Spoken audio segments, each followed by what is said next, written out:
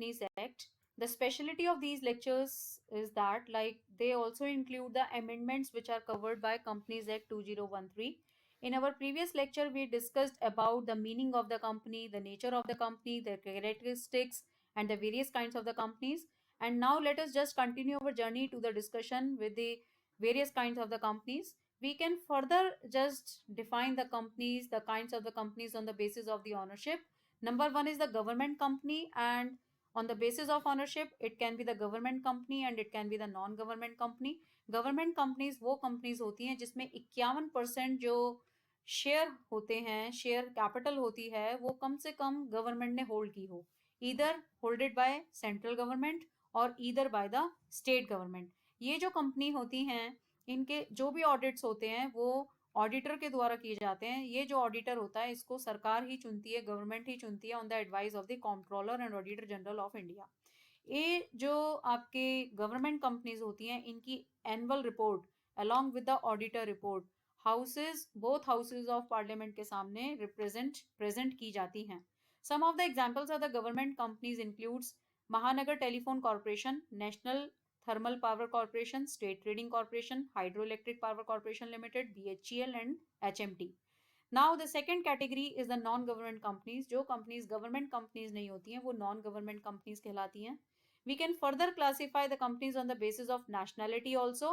There can be two companies on the basis of nationality. It can be the Indian companies, it can be the foreign companies. Number one, Indian companies. जो companies Companies Act 1956 के according register हुई हो और जिनका place of business भी India में हो, उनको इंडियन कंपनीज कहते हैं. Nationality of the members in this case is immaterial. चाहे नेशनैलिटी इंडियन हो चाहे वो फॉरेन का रेजिडेंट हो, इससे कोई इसका कोई इन्फ्लुएंस नहीं पड़ता है. इंडियन कंपनीज का मतलब होता है प्लेस ऑफ बिजनेस इंडिया में हो, रजिस्टर भी इंडिया में ही हुई हो. फॉरेन कंपनीज, जो कंपनीज इंडिया से बाहर रजिस्टर्ड हुई हो लेकिन जिनका एक establish place of business India में भी हो, they can be called as the foreign companies. According to Companies Act 2013, there is a new concept introduced which is named as one person company. Earlier, there was a rule that to form a company, at least two persons are required.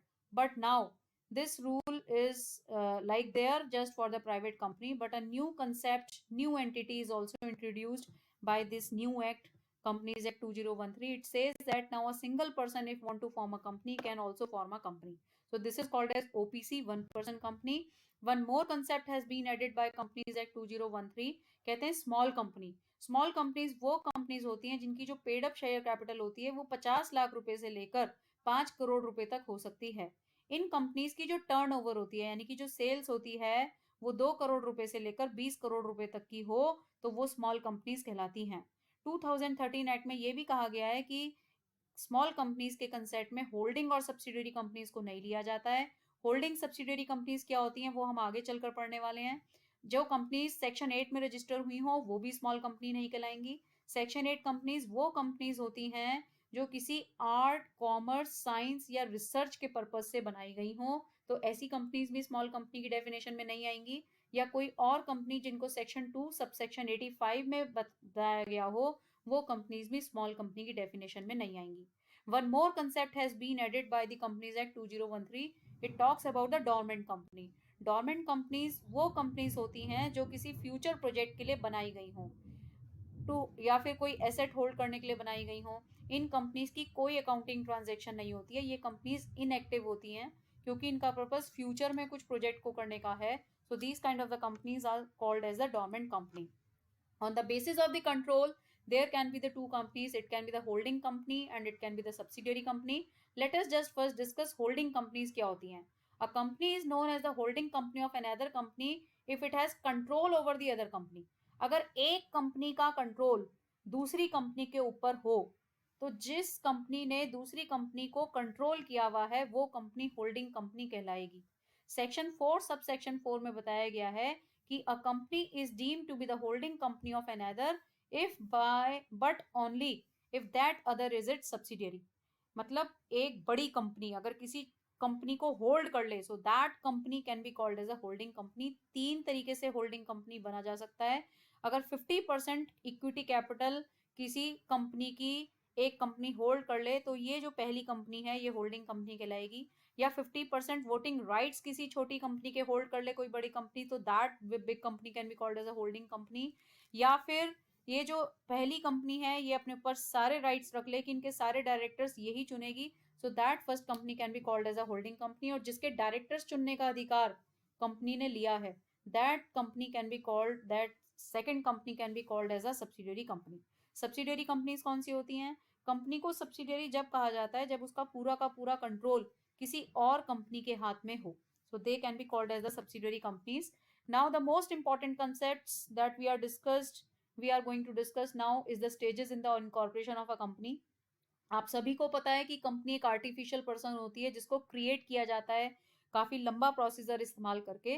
तो companies को form करने के लिए बहुत सारी तैयारियां की जाती हैं, एक लेंथी सा प्रोसीजर होता है। We can say that there are total 4 stages in the incorporation of a company: promotion, incorporation or registration, capital subscription and commencement of business. Private company अगर कोई है तो उसको शुरू की 2 स्टेज ही पार करनी पड़ेंगी, that is the promotion stage and the incorporation.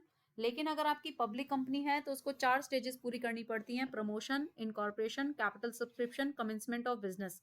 ऐसा इसलिए है कि जो प्राइवेट कंपनीज होती हैं वो कभी भी जनरल पब्लिक से कोई पैसा नहीं मांगती हैं, कोई इशू नहीं निकालती हैं, इनिशियल पब्लिक ऑफर्स नहीं निकालती हैं, so that's why they have to complete only 2 stages. But in the case of the public company, they have, because they issue the like shares to the general public also, so they have to just go with the 4 stages. Let us just now discuss in detail the 4 stages of the incorporation of company. Number पहली बात होती है promotion stage. Promotion stage में क्या होता है कि जो कुछ प्रमोटर्स होते हैं जो कंपनी को बनाना चाह रहे हैं, उनके दिमाग में कोई आइडिया आया। अब उस आइडिया को वो चाह रहे हैं कि वो इस आइडिया को यूज करके एक बिजनेस करें। सबसे पहले उस बिजनेस आइडिया की फिजिबिलिटी देखी जाती है। ये भी देखा जाता है, जो प्रमोटर्स होते हैं वो उस आइडिया को डिटेल स्टडी करते हैं, उसकी फिजिबिलिटी देखते हैं कि इस आइडिया को पूरा करने के लिए फाइनेंशियल रिसोर्सेज कहाँ से चाहिए और रिसोर्सेज हमें क्या चाहिए। और जब उनको ऐसा लगता है कि ये फिजिबल है, सारे जब उसके ऊपर वो स्टडी कर लेते हैं, so they just start with the first stage that is called as the promotion stage. जो कंपनी को बनाने का आइडिया लेकर आते हैं उन्हें ही प्रमोटर्स कहा जाता है। प्रमोटर्स को कोई क्वालिफिकेशंस की जरूरत नहीं होती है, लेकिन प्रमोटर से रिलेटेड कुछ रूल्स हैं। पहला तो ये है कि जो प्रमोटर्स होते हैं वो हमेशा एक ट्रस्ट का रिश्ता, फिड्यूशियरी पोजीशन शेयर करते हैं कंपनी के साथ, और उनके लिए ये इंपॉर्टेंट बातें हैं जो कि उनको फॉलो करनी चाहिए। कोई भी प्रमोटर कंपनी के से छुपाकर कोई सीक्रेट प्रॉफिट्स नहीं बना सकता है। दूसरी इंपॉर्टेंट बात, कोई प्रमोटर अपनी ही कोई संपत्ति कंपनी को ज्यादा दाम पर नहीं बेच सकता है so that he can drive a profit. It would be a wrong on his part, ये गलत होगा उसके पार्ट पर। The promoter must not make an unfair और unreasonable use of his position. Promoter को कभी भी अपनी पोजीशन का कोई गलत इस्तेमाल नहीं करना चाहिए। आमतौर पे प्रमोटर को कोई रिम्यूनरेशन नहीं दिया जाता है, लेकिन जब कंपनी इनकॉर्पोरेट हो जाती है उसके बाद ये तय हो सकता है कि प्रमोटर को कुछ रिम्यूनरेशन दिया जाएगा। प्रमोटर की लाइबिलिटी, प्रमोटर की वैसे तो कोई लाइबिलिटी नहीं होती है, लेकिन अगर प्रमोटर ने कोई प्रॉफिट कमाया है और इस बात की सूचना कंपनी को नहीं दी है, डिस्क्लोज नहीं किया है कंपनी के सामने, तो it is the liability of that promoter just like to disclose that profit, and like company can sue that promoter on that basis. Either the company can set aside that transaction also, company चाहे तो उस transaction को बर्खास्त भी कर सकती है क्योंकि प्रमोटर ने इसमें कोई अनड्यू प्रॉफिट कमा लिया है बिना कंपनी को बताए हुए। So these are the promoters liability. The second stage is called as the registration and incorporation of a company. कहते हैं रजिस्ट्रेशन करने के लिए कंपनी को, जो कंपनी के प्रमोटर्स होते हैं उनको ये सारी प्रिपरेशन करनी पड़ेगी। पहला step, to find out from the ROC whether the name by which the new company is to be started is available और नॉट। सबसे पहले कंपनी बनाने से पहले उसके लिए नाम चाहिए, तो आरओसी से पहले ये कंफर्म किया जाता है कि जो हम नाम रखना चाह रहे हैं वो नाम अवेलेबल भी है या नहीं है। To take approval of the name an application has to be made in the prescribed form. नाम का अप्रूवल लेने के लिए एक फॉर्म होता है, फॉर्म नंबर 1, उसके अंदर एक एप्लीकेशन लिखी जाती है, उसके साथ एक फीस लगाई जाती है। प्रमोटर 5 टोटल नाम दे सकता है और जो उसको नाम सबसे ज़्यादा पसंद है उस प्रेफरेंस में वो 5 नाम डाल सकता है।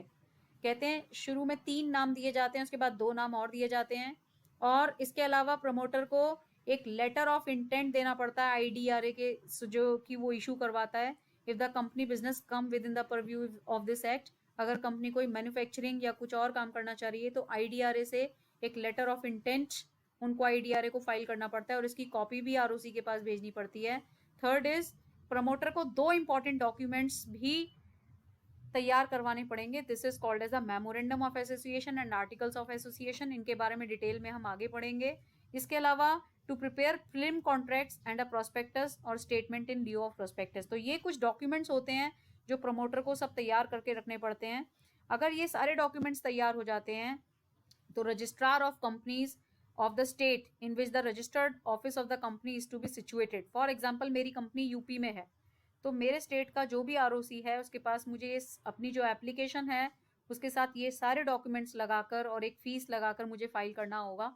मुझे क्या क्या देना होगा? MOA, memorandum of association, articles of association, copy of the agreement for the appointment of the managing and whole time director.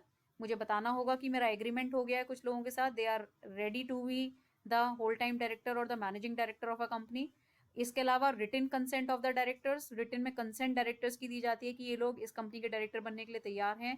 एक स्टैच्यूटरी डिक्लेरेशन दी जाती है कि जो भी इंपॉर्टेंट आपने बातें कही थी वो सारी हमने पूरी कर ली हैं। इसके लिए फॉर्म नंबर 1A होता है, उसमें फिल किया जाता है कि I hereby abide, we hereby abide that whatever the rules and regulations that has been stated by the companies act we have completed all that। हमने सारी फॉर्मेलिटीज पूरी कर ली हैं। डायरेक्टर के द्वारा एक अंडरटेकिंग भी दी जाती है जिसमें डायरेक्टर ने कहा है कि उन्होंने क्वालिफिकेशन शेयर्स खरीद लिए हैं। और इसके अलावा इसके साथ एक रजिस्ट्रेशन फीस लगाई जाती है और स्टैम्प ड्यूटी पे एंड स्टैम्प ड्यूटी भी दिया जाता है। और ये सारे स्टेप्स होने के बाद देन रजिस्ट्रार को अगर ऐसा लगे, रजिस्ट्रार सेटिस्फाई हो जाए कि सारा काम पूरा हो गया है, सारी फॉर्मेलिटीज इस आदमी ने पूरी कर ली हैं, इन लोगों ने पूरी कर ली हैं, then he can issue one certificate named as certificate of incorporation. आप मान के चलिए जो सर्टिफिकेट ऑफ इनकॉर्पोरेशन होता है, it is the birth certificate of a company. Company comes into existence from the date mentioned in the certificate of incorporation and date appearing in its is conclusive। जो भी date उस certificate of incorporation में पड़ी हो वो date जो है वो डेट फाइनल मानी जाती है और ये अपने आप में कंक्लूसिव एविडेंस है कि कंपनी इनकॉर्पोरेट हो चुकी है। फॉर एग्जाम्पल जो कंपनी है उसका जो सर्टिफिकेट ऑफ इनकॉर्पोरेशन है उसके ऊपर डेट 10 अप्रैल पड़ी हुई है और जबकि जो कंपनी रजिस्टर्ड हुई है वो 12 अप्रैल को हुई है, लेकिन उन्होंने उसमें प्रीवियस 10 अप्रैल डेट डाल दी है। तो whatever is the date in that certificate of incorporation that would be called as the birth of the company और उसी दिन से कंपनी मानी जाएगी कि इनकॉर्पोरेट हो चुकी थी। The third important step is